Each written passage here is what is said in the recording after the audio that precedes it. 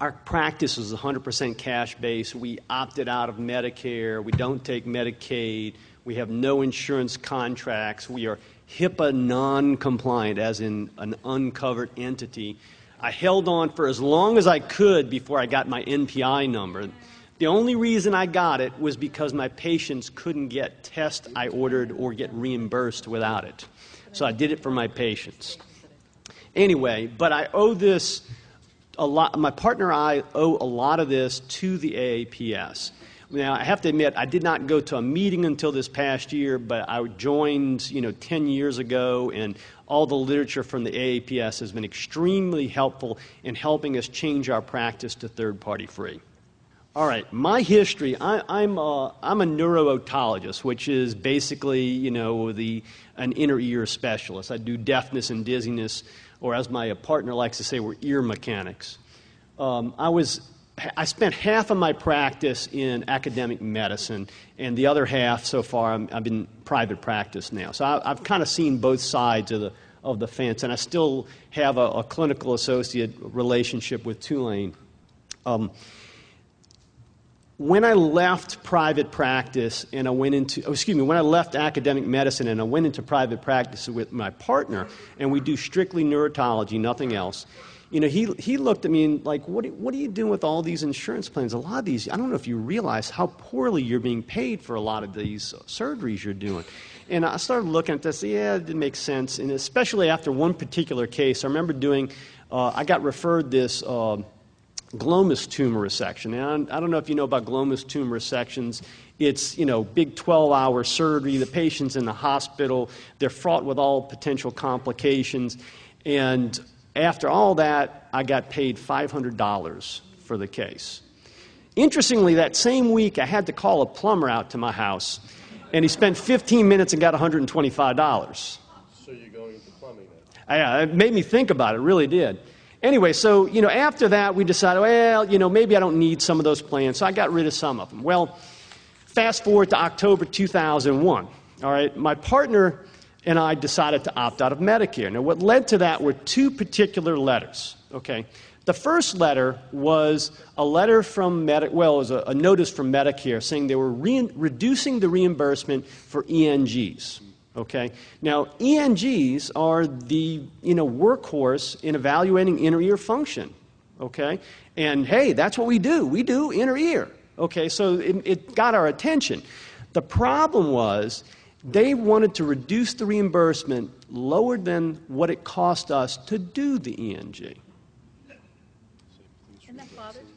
Oh, it bothered me. So we had two options here. Okay, we could either just reduce what we did in order to cut our cost to be able to continue making a profit on it, or we could opt out of Medicare and charge an appropriate fee. Now, most of my colleagues chose the former. We chose the latter. So we opted out of Medicare. The second letter that also led to that decision was a letter to my partner saying, gee, doctor, we notice you do more ENGs than the average ENT physician. With the implication, you must be defrauding us. Okay. Now, they didn't look at what he didn't do, like tonsillectomies or laryngoscopies or sinus surgeries or anything like that, and didn't look at the fact that all he did was take care of inner ear stuff, okay? So he got a little nervous about that, and we talked it over, and he said, we looked at our payer mix and everything, and he said, about 30% of my patients are Medicare. Okay, my practice wasn't as high Medicare as his. And he said, but at the same time, only 10% of my revenue is Medicare. He turned to me and said, I'll be glad to take a 10% pay cut and work 1/3 less. And I'm like, okay, let's do it. So we got rid of Medicare at that point. Surprise, surprise, the Medicare patients still come in to see us. They just pay us cash. And they're very thankful for everything we do for them. Interestingly, my partner did not slow down by 1/3. His schedule filled up with other things. Okay, from 2002 to 2004, we gradually shed our insurance plans. About once every 6 months, we'd get rid of an insurance plan. The only one left at 2004 was Blue Cross, okay? Now, in November 2005, that's when we got rid of Blue Cross. Okay, at that point, they represented about 60% of the patients, but only about 40% of the revenue. Okay, so it was the biggest chunk of all of our Medicare, our insurance payers. Well, what happened in 2005 in southern Louisiana? Does anybody remember? Yes. Hurricane Katrina, right? Okay. This is what happened in Hurricane Katrina. Immediately after Hurricane Katrina, Governor Blanco signs this emergency insurance order. Okay, now what this insurance order did was it told the insurance companies that you cannot drop a patient from their insurance if they don't pay you a premium. Okay, so you can't do that. Okay, so if a patient came in with Blue Cross to see me, they would still have their Blue Cross coverage, quote unquote. But in order to get the insurance companies to do that, they rescinded all the prompt payment laws.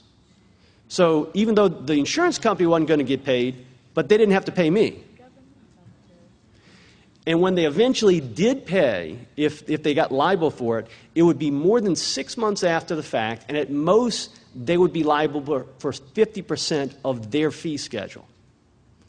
So I was going to get paid 6 months after the fact, only half of a really bad fee schedule.